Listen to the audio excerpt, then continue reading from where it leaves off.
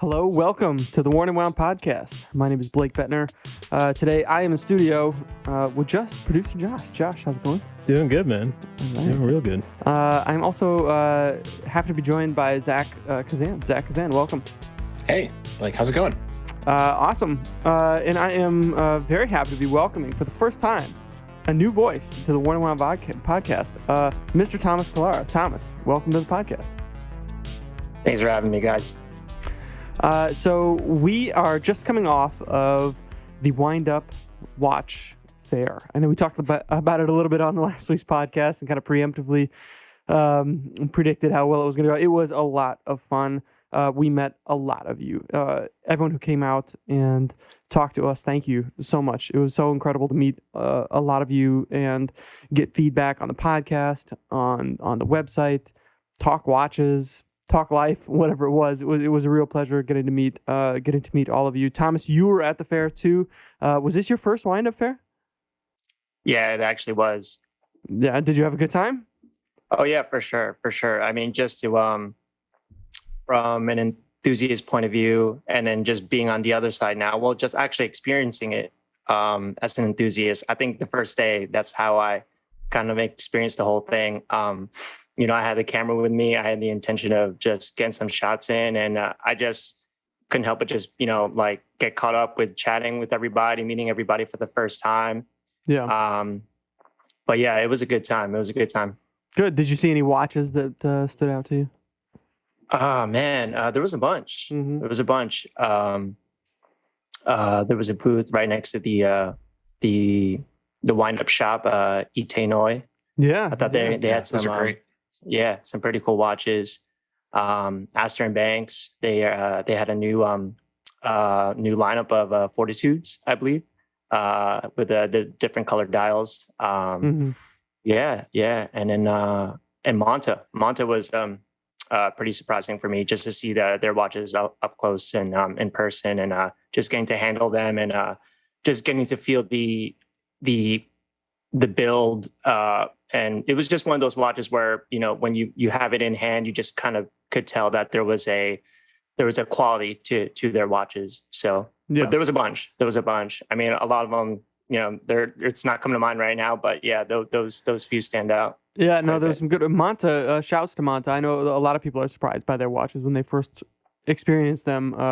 I know I've been a big proponent of the Noble for a while. I think that's a great watch for the price. You mentioned Itenoi. I think that was all of our first time really seeing those watches in the flesh. Zach, I know you went over and talked to him for a little while. Pretty interesting stuff, yeah?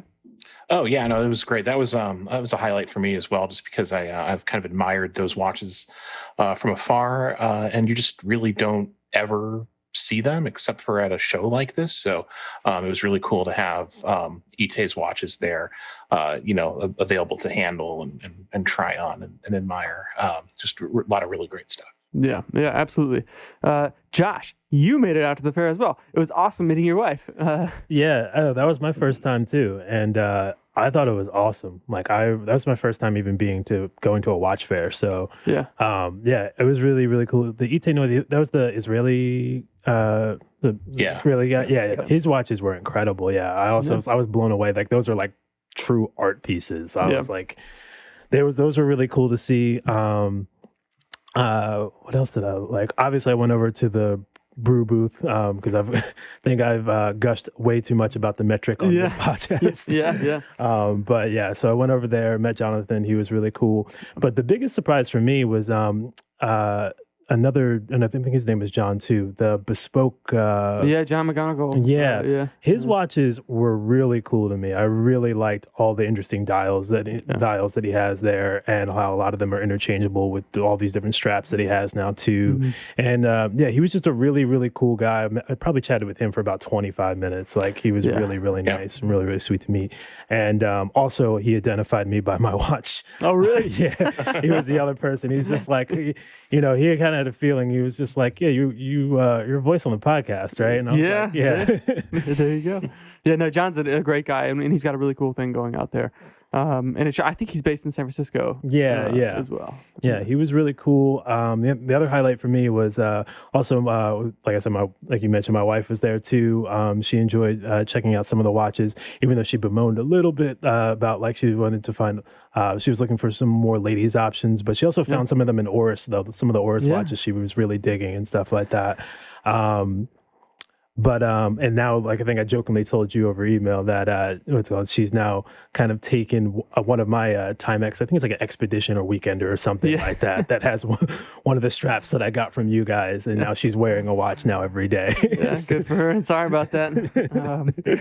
I told you it's a slippery slope once you start down there. It really is. It's going. Yeah, no, that's great. But I mean, that's a good show to be at for people just entering into the hobby. Yeah.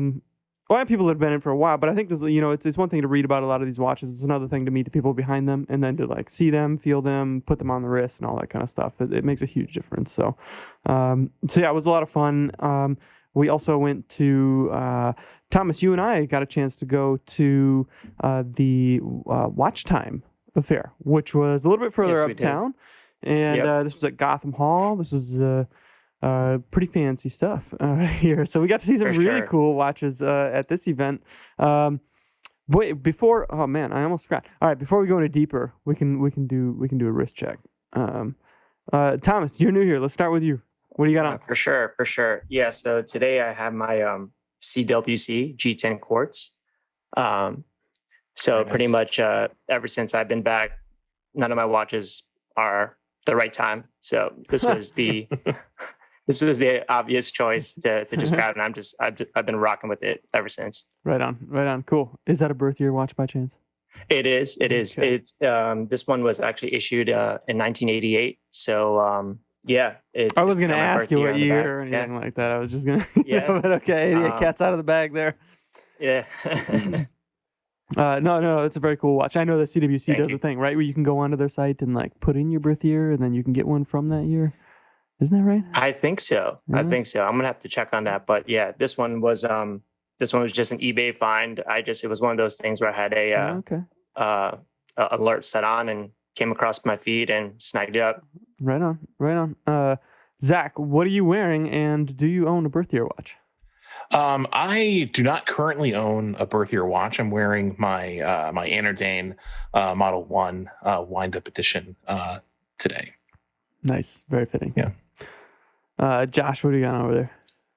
I got on my Seiko 5 with the Milanese bracelet, my standard. Actually, it's a new Milanese bracelet, actually, because the previous one was looking really bad and beat up. But, yeah. Nice. Love it. I've got on Speedmaster with the 3861 Hesalite crystal on a NATO strap, of course. For Zach. This is becoming a bit. It's going to become a thing. Yeah. No. I actually changed my CWC onto a Perlon strap just for this. So you wouldn't offend Kazan. Yeah. No, I figured this might be relevant to the topic today, which is a good one. Before we get to that, though, there's a few interesting new releases that maybe we could chat about. First, today, as we record this, a new watch from Fairer dropped. I don't know if you guys saw this. This was the Cobb monopusher chronograph. So this was it was a few months ago that they released the Seagrave monopusher with the black dial and some colorful hands. So the Cobb monopusher has kind of a light blue dial with the applied Eric numerals and some also colorful hands as well. I thought this was lovely. Did you guys see this, Zach? Did you see it? What did you think? I did. Yeah, no, it's really nice. A monopusher chronograph is a really cool complication. And this is a really nice shade of blue. It's kind of like would you describe it as like a pale, kind of like sky blue almost? Well, this is look, their press release said silvery blue. Okay. So I can see that. It's a little tough to tell in photos, as it always is. When you don't have the watch, in person to kind of examine and see how it plays with the light and so forth. But it's they always do such a nice job with with their color choices, and they use these kind of like unexpected combinations of color that really pop. And this one has little bits of orange and yellow in it. It's really, really nice. Yeah, it is. And this is a watch that the Cobb Chronograph is a watch that has existed for a little while, but it's a totally different case. So this one has kind of rounded off. What is this? Kind of a cushion case? Would you call this? Yeah, I think that's you could call that a cushion case. Yeah. But the lug to lug is like less than 45 millimeters. The case itself I think is like 12.5 millimeters thick. Overall, like a pretty lovely job here. I think it starts just under $2,000 with a Solita chronograph automatic movement in there. So pretty slick watch all around. Nice job, Farah, there. I do not own a Farah. I feel like this might be the one. This should maybe be the one. It's a good one. Yeah, it's funny.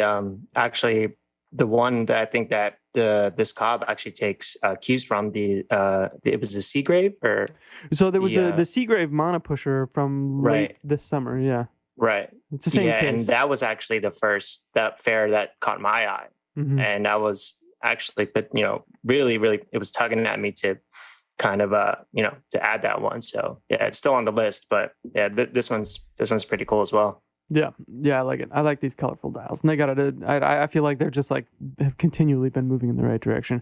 Jess, what do you think? Yeah, I think it looks pretty slick. I think it's really cool. I've liked a lot of their watches for a while. Like them and Baltic are been two that have been very much have had my eye on. And I mean, I don't know if this would be the first choice out of other line, but it's high up there.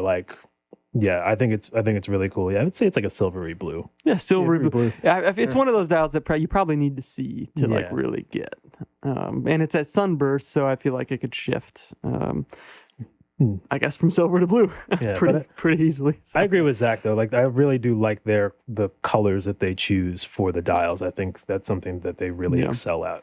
Very distinctive, and it's got that date down there at 6 o'clock. Mm-hmm. And we just learned that really bothers some people. But yeah, that really does. Dates trigger people no matter where they are. No matter where they are. Yeah. I think I suggested in the article this would have been a good one to put it right up there at 12. Yeah. Just move to lower down. Just to get that 12 off the dial. Just put the date right there and just own it. You remember another UK-based brand, Christopher Ward. You remember that chronograph that they did that was also real colorful? They put the date, I think, right up at 12. Yes. I thought that was pretty slick. If you're going to put it on there and it's not going to be color matched to the dial, hey, you might as well completely own it, make it some funky color and go nuts with it, I think. Sure. And then moving to the other end of the spectrum, we just saw this briefly. Zach, you and I did. I don't know if any of y'all saw, but Romain Guntier did this sport watch. Yeah. I don't even remember the name. Do you remember the name of it? Not offhand. Oh man, but this thing is wild looking. It's kind of I don't even know how to describe it. How would you describe this thing? It has sort of an integrated case to bracelet feel, although it's on a rubber strap.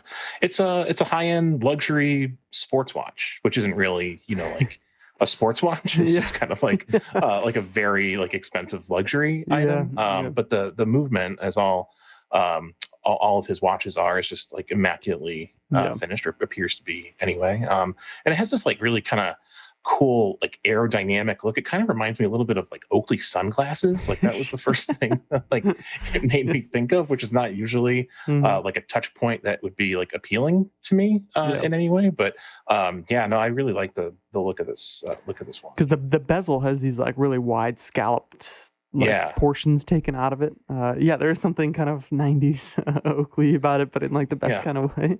I think this is maybe a love it or hate it type thing when you saw it. But yeah, the movement side, completely mind blowing, of course. And for his work, fairly simple, I think. I don't think there was any constant force mechanism on this, I don't think. Yeah. So. But cool nonetheless. And a watch that I also thought might be relevant to the discussion today, which is around tool watches. So late last week, we published an article by you, Zach. It was kind of a farewell to tool watches.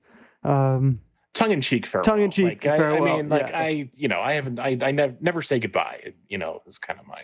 Yeah. Because remind us again, how many Pelagos have you owned? Yeah. 2 and counting. Okay. So, fight it as you might. You'll maybe swing back this direction. I've been down this road before. Yeah.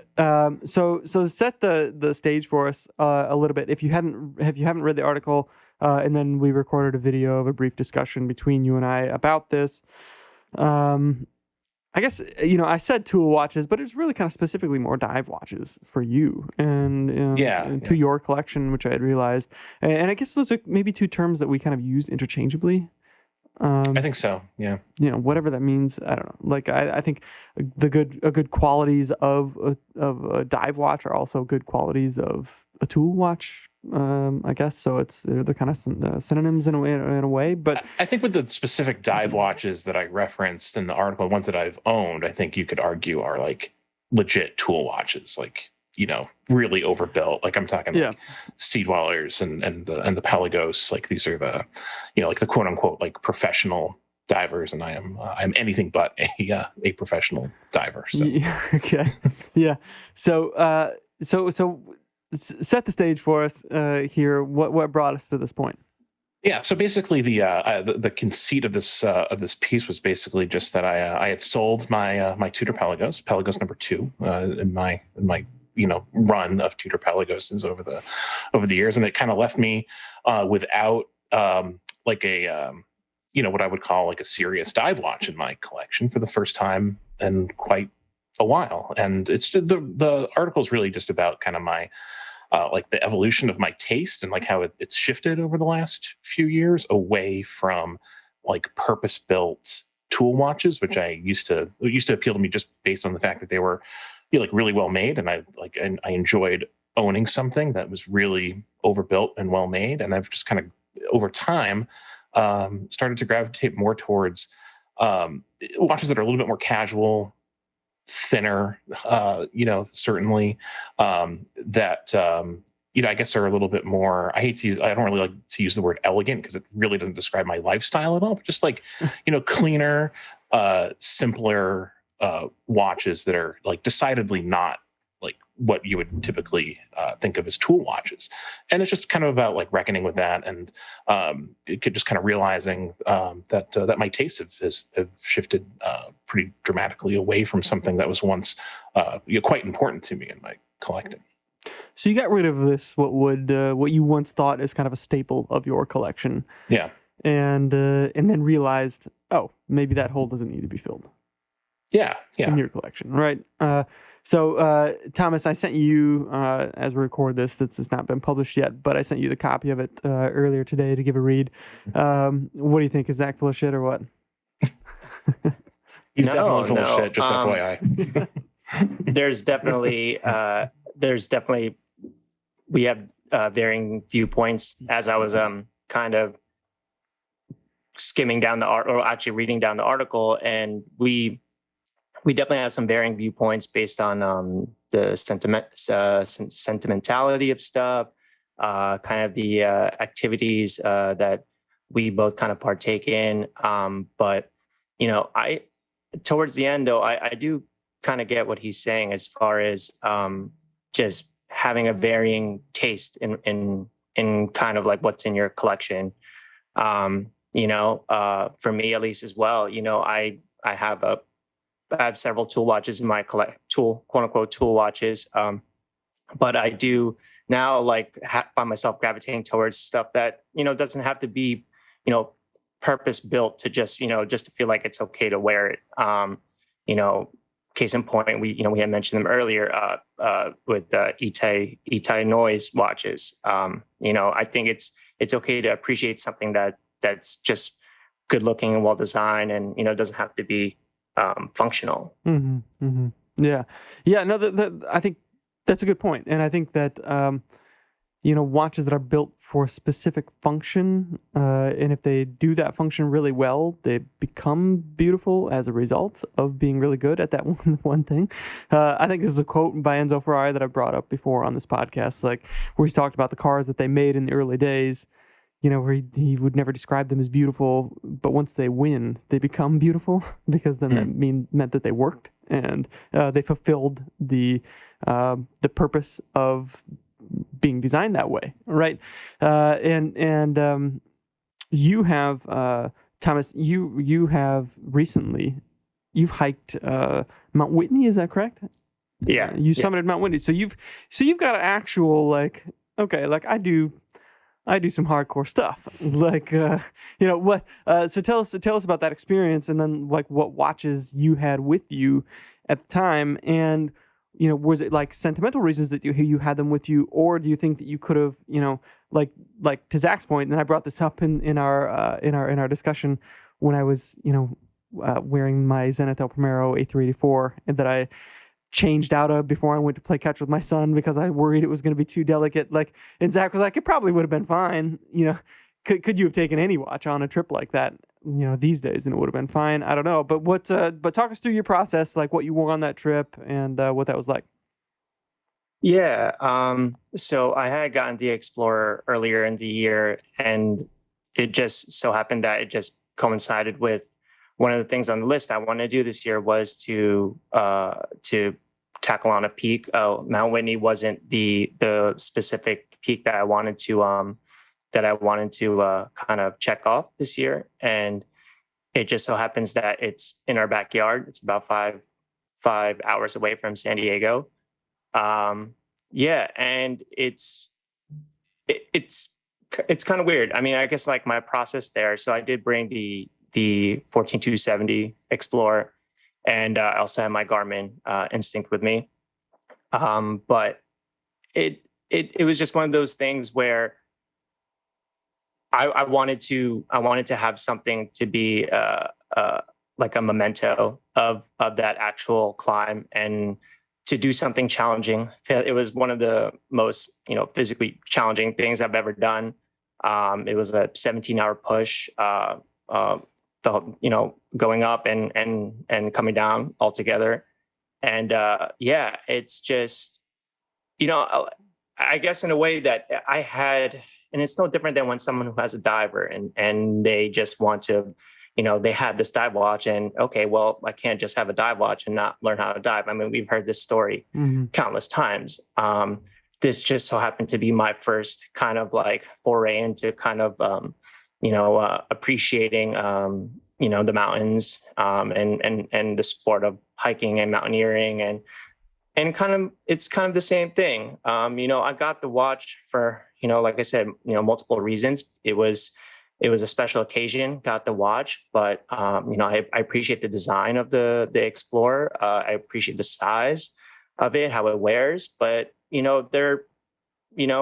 some people may kind of like, thumb their nose at this, but there is kind of like a story there, and that the watch has can find its roots back to just doing cool things in the mountains. And it was just one of those things where I had the watch, and I already wanted to do something along the lines of ascending a peak here in the United States, and it just so happens that that's Whitney and the Explorer, kind of the two things that kind of happened for me there. Yeah, no, that's awesome, and I don't think any of us would begrudge you that. And I think, Zach, if you were in his shoes, you're like, all right, I'm gonna hike Whitney or do something like that. There's no reason I can't just wear my Grand Seiko and do this, and you'd probably be right as well. Sure, yeah. I mean, I think, first of all, it's an incredible accomplishment, Thomas, and obviously, like, having that watch, as a reminder of that accomplishment, I think is a great thing. But yeah, my Grand Seiko has, a screw down crown, and it's pretty robust, and it probably would have an easier time surviving the trip to the summit than I would personally. That's for sure. So yeah, I think that's a good point. Yeah. No, I think that's and I've talked a lot about like watches are what you make of them here. But I think we also have kind of confronted this idea that you have to like assign these labels to watches, and I think we have it reinforced a lot on forums and podcasts and YouTubes and blogs and all that kind of stuff, that like the tool watches and dive watches are kind of like a necessity of the collection. But I think, for Zach to kind of confront that and say like, look, this is like the kind of things that I do with my life, and I'm not willing to make these compromises to have something so extreme, or capable of such extremes, if it means it's like that much less comfortable or suitable for 99.99999% of what I use it for in my everyday life, and I think that's perfectly reasonable stance to have. I think the Explorer probably cuts a good line there because it's reasonable to wear, yet still like ultimately capable. So I don't know, but I think just like the idea that we all need to have this kind of a watch, I think, and we see it a lot in our 3 for 5, our 3-watch collection for 5,000. It's always inevitably it's either entirely dive watches or sport watches, or it's like a dress watch, a tool watch, and like something like a G-Shock or something like that. So I feel like it's something that we have reinforced a lot around us, that this is something that we need in our collection. And it's easy to fall in love with the idea of some of these things without really taking a second to think about, what compromises am I making for the day-to-day wearability of this? I think there's no better example of that than the Sea Dweller. Zach, you've owned one of these watches. Sure. How long did you own it, and what was your ownership experience like? I didn't own that particular watch for that long. I think I had it for maybe just shy of 2 years or so. Great watch, again, incredibly well made. I kind of fell in love with like the story of the watch, like the engineering behind it, and just kind of like the logic behind it, and the reason for its existence. Like, it's just a fascinating backstory. We can link to plenty of good articles on kind of the history of the Sea Dweller. It's as fascinating in its own way as the history of the Speedmaster or the Explorer or any other kind of like famous sports watch. 100%. I would argue one of the best histories. Yeah. It's really cool, and I still appreciate that story, even without owning the watch. So it's kind of funny how that winds up happening. But so yeah, I found one for for what at the time was a good price. This is well before the prices of these things just shot through the roof. And I wore it pretty regularly for a while. But it's big. It's a big chunky watch. It has that helium escape valve, and I just kind of decided that I wanted to try something else and get into a different type of watch and free up some cash. And so I let that one go. But I have nothing bad to say about the Sea Dweller. It's a really cool watch. Just for me, it was just a little too much. But you've had Pelagos times 2. Yep. Submariner, Sea Dweller, Omega. You had an Omega dive watch, right? I've had multiple Omega dive watches. So there seems to be something about this aesthetic here that appeals to you as well. Is there some value to that? Yeah, no, absolutely. And I think that my that's another part of this, is that my I just have an aesthetic preference now that I think is different than what it was when I was buying all these dive watches and just kind of churning through them. But yeah, no, I'm more into smaller, simpler, kind of casual, not necessarily sports watches, these days, than those big hardy divers. Yeah. But you own the Speedmaster still, which we talk a little bit about in the video. Yeah. And that's why I wore this. This is why I wore mine. Is this a tool watch? For me, it's not a tool watch. Okay. I do not use that. We talked about it in the video. I don't use it to I don't use it to time stuff. I don't really use the chronograph. It's it's basically just it's just kind of there, just kind of exists. Yeah. But I wear that watch because aesthetically, I think it's beautiful. I love the history of it, which to me kind of just adds something to the ownership experience. I'm a big, history buff and space program buff. So that's, I feel a connection to it in that sense. I love that watch. For me, it's wearing kind of a historical object, even though mine is not a vintage Speedmaster, and kind of it connects me to that. Yeah, to that experience in some very, very small way. Yeah. Do you have any NASA rockets tattooed on your body? I do. Yeah, I have a Saturn V rocket tattooed on my left forearm. There you go. Yeah. Yeah, and I agree with you, Zach. I think there's some watches that, and most of my watches that that I gravitate to. A lot of it has to do with the aesthetics. A lot of it has to do with the history. And at the end of the day, I mean, are like most of us actually getting in the water and like diving or going to space? I mean, I think I think no. I think for the most part, but unless you're a billionaire and can right. hitch a ride on a rocket ship, right. of a billionaire, then Bitcoin right. billionaires, right? But yeah, it's but then for the times we are doing stuff, I think that it just kind of like adds to the whole, I guess, romance of it, because if you are doing these activities where you are diving with your watch, because at the end of the day, most people use a dive computer now, but it's cool to have a dive watch topside, just to kind of see the dive watch, appreciate the history that it was a vital tool back in the day, and like I said, you don't really need it now, but for when you're in the office and you're looking at it, it's kind of like you appreciate it for what it is and what it was designed to do. And yeah, I mean, I think that kind of like goes into what you were saying as well. Thomas, do you have a Speedmaster? I don't. Do you like the Speed? Do you have any chronographs? I have not seen chronographs in your collection. I don't. Okay. I don't. Yeah. So you keep things on like just a hyper practical level. It's a very very plain Jane, I guess, is like kind of where my kind of tastes are going. But yeah, it's kind of odd. Yeah, I don't have any chronographs in the collection. Do you like chronographs? You can be honest. I don't know. This could be the hottest take of all here. Yeah, I mean, I don't know. I feel like it's too busy for me. It's too busy. Yeah. I don't know. I don't know. I don't want to.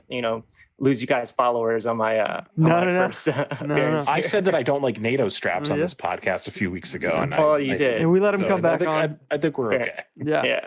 No, that's something, and I think we confront that too in our video discussion. We talk like look, yeah, there's a compromise being made to the legibility there, right? So, and I think that's perfectly fine to admit. But that goes into like look, there's something else here, and I think we're being sold a story when we see these watches, when these watches are released, and we're being told, this is what this watch is all about. This is what it has accomplished. This is its heritage attached with it. Isn't that impressive? And of course it is. And it's easy to kind of like remove yourself from that and. Or rather kind of put yourself vicariously into that messaging that you hear and think, I identify with that watch and the story that's being told to me as it's being marketed to me without taking a step back and thinking about, how often do I do that stuff, or what does that mean to me? And, it's hard to contextualize those things, I think, sometimes.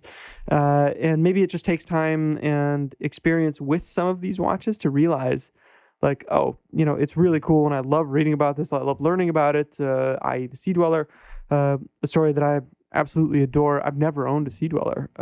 I just can't. I just can't. I mean, they're thicker watches, and even the older 4 and 5 digit ones are considerably thicker than their Submariner brethren. But the story there is infinitely interesting to me. And it's one of those things that kind of like deepens my passion and enthusiasm for watches as a whole, even though I don't feel the need to, I have to go out and buy one of these things.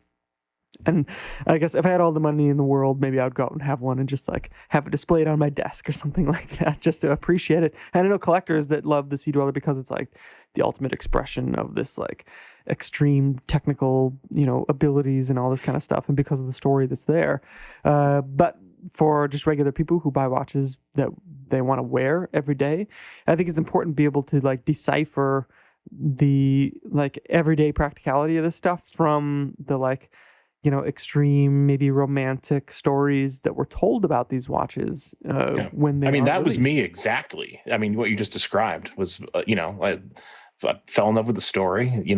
Wanted to buy the watch, bought it on the strength of that.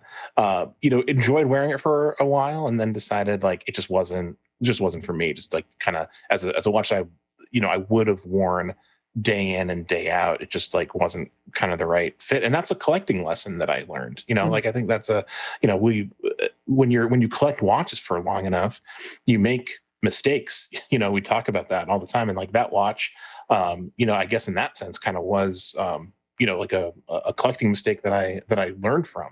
And that I wouldn't be interested later in, kind of buying a watch based like just on that story. Like to me, that what I learned from that is that wearability is really quite a bit more important. Because as I said, and as you can attest, like you can still appreciate the story behind the watch without owning it. Yeah, absolutely.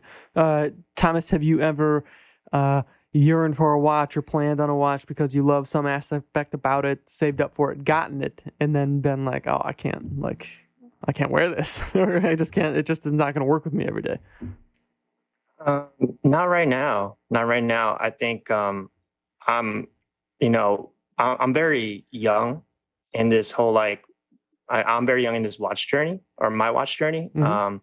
I can say this whole thing probably has started maybe a few years now. Sure. And the Explorer was one of those watches where I was like, okay, I'm going to save up and I'm going to try to buy this watch. I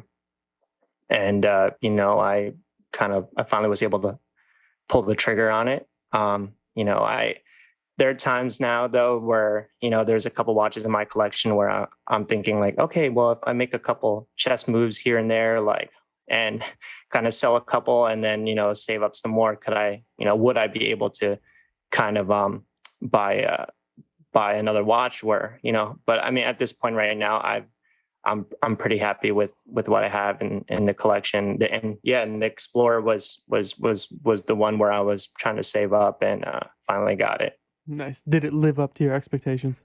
It did. And then now the fact that it kind of went up with me, it went up with me to Whitney. I mean, I there's no way. There's no way that I can kind of get rid of it. Would you engrave the case back? I don't know. I haven't thought of it or have thought of something that I would put on, but right now, no, I'm just going to keep it plain for now. Yeah, I guess you can always do that in time. For sure. Do you have any watches on the horizon that you are thinking, boy, I'd love that watch. I would love to have that watch. You know what? And again, I think this just circles back to Zach's article. I do kind of have an appreciation for well-designed dress watches. And, I think that, and this might be a hot take, man, but I think, dress watches are what's going to be what's in. I'm telling you right now. Okay. If it not has been already, but I think for someone to wear a dress watch just casually and just not taking it too seriously, I think is the next wave there. And if I were to pull a trigger on a watch that I've been eyeing for a while, I think it would be a dress watch. Okay. Yeah, I know. 100% agree with that take, by the way. I've said it before, I've written about it. I think dress watches worn casually are great. I love that. We've been on this train for a minute, you and me, Zach, about nice dress watches dialed down. Yeah. A little bit. Yeah. And the difference that a more casual strap can make on some of these watches. It's the power of a nice suede strap on almost any dress watch. Makes it look just incredible. Yeah. What's kind of odd too, though? Do you guys think that maybe the fact that these these coveted sports watches are just so unobtainium right now at their price points that maybe a nice dress watch is probably more affordable than a stainless steel sports watch? That's the paradox of all this stuff. I mean, look at the steel ceramic Daytonas are between $33,000 and $37,000 right now, and gold ones on Oyster Flexes are 42 for like there's not that big of a delta. And I think there's and that's just one small example, but I think that there's a lot of like, oh, I could just buy a precious metal, or I could buy this, or I could buy something that's like more complicated, perhaps, that is a lot more watch for the money. And I think people are starting to like pause. And like, wait a minute, this watch retails for, whatever small amount. And why is that? Oh, because it's a relatively simple watch and it's well made or whatever. But, the prices that it's going for, like, I think any rational person should stop and think, oh, there's a lot of other great watches in this price range that I could go for that are more complex, more interesting, more, whatever it is. But I think that's a healthy thing to do. We met a collector, Zach, you and I did last week. When you were in town, we went to a Red Bar thing, and a guy, maybe it wasn't at that. We met a guy that had a 5170 on. This is a Patek hand-wound chronograph, and he had it on this just like gray suede strap, the kind that I have on my Ming or whatever. But it completely changed the personality of this watch. And I know we talked about it with the 1815 chronograph and other like kind of high-end like quote unquote dress watches, but I think there are watches that instead of these luxury brands going into trying to create a sport watch, like that Romain Gaultier and the Odysseus, like I think my preference would be one of those kind of classic watches, but just toned down a bit. I think that works just as well.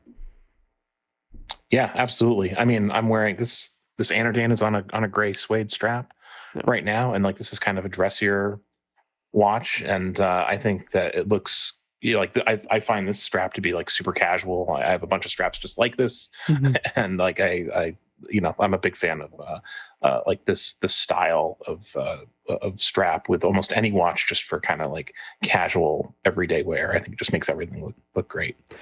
What brand is moving more into this dressy territory is Baltic.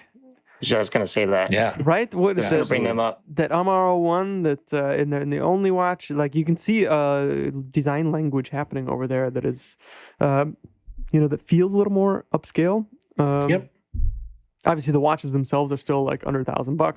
Those Furlan Mari watches is another example that we see out there. But you see people doing all kinds of things with these, kind of dressing them down. I think, they look fabulous as well. I hate to keep going off on these like mega high end tangents. There's lots of really great, beautiful options available.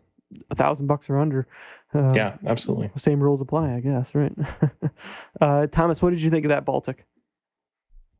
I mean, that was just right now. It's one of my favorite releases from this year.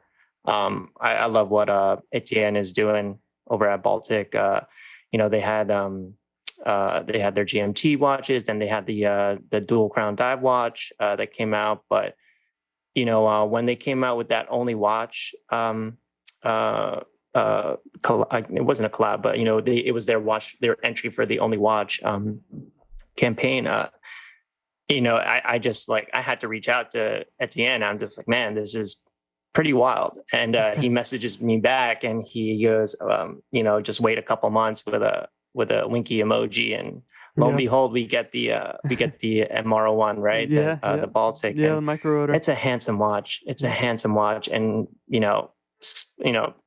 split second. I mean, they're all sold out. So hopefully they kind of make more than the 200, I believe, that each piece was made of, right? Yeah, so, I hope so. He might be onto something there. With what he's got going on. And talk about a shift too, from like kind of vintage style dive watches to just this like wholly kind of unique, kind of a little bit more formal, but still really interesting, I think. Well, I guess not boring, not formal in a boring way, I guess, right?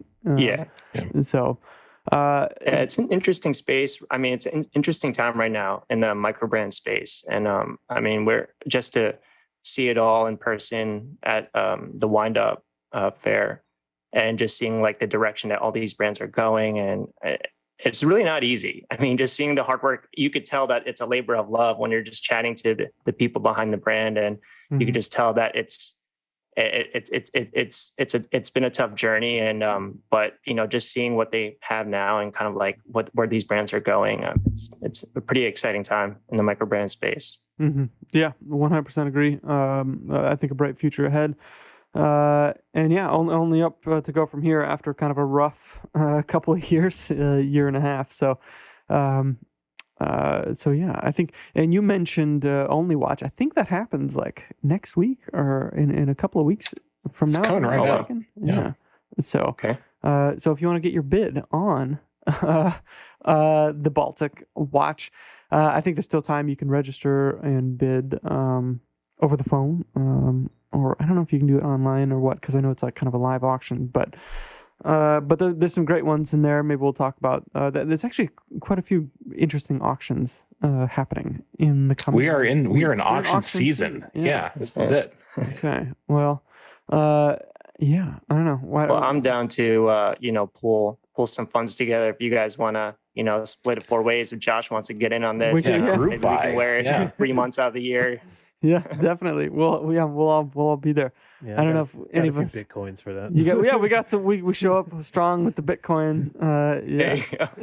Yeah, we're diamond hands. No, I don't. I'm not in the auction scene. I've never been bidding in an auction. I don't know if I'm fancy enough to be allowed in, in an auction house of any kind, but I guess that's why they do it online, right? And so I don't know. Maybe we'll figure something out there. All right, Thomas, it's been a huge pleasure having you on the podcast, and hopefully we have you on more in the future. And we look forward to kind of hearing more about your journey, kind of as you progress through it. Yeah, no, I appreciate it. Yeah, it's been pretty cool right now to be part of the to say that I'm part of the team over at Ward and Wound, and a lot of exciting things coming out on your guys' end, and just to be a small part of it, it's pretty exciting for me. And yeah, likewise. I mean, I was an enthusiast getting into this, and now to just kind of my appreciation, passion for this, and now just has led me to being on the other side.